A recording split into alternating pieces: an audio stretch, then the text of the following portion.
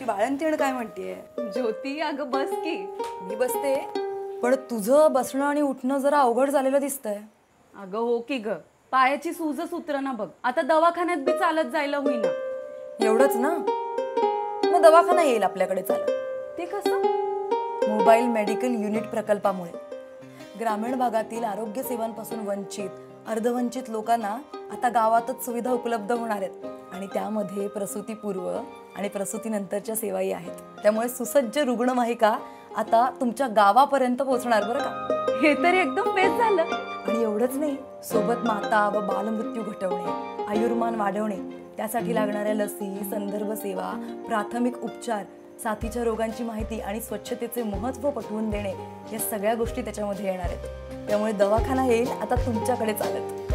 या प्रकल्पाचा फायदा तर सगळ्यांनाच होईल. आरोग्याची दक्षता, राज्याची सुरक्षितता.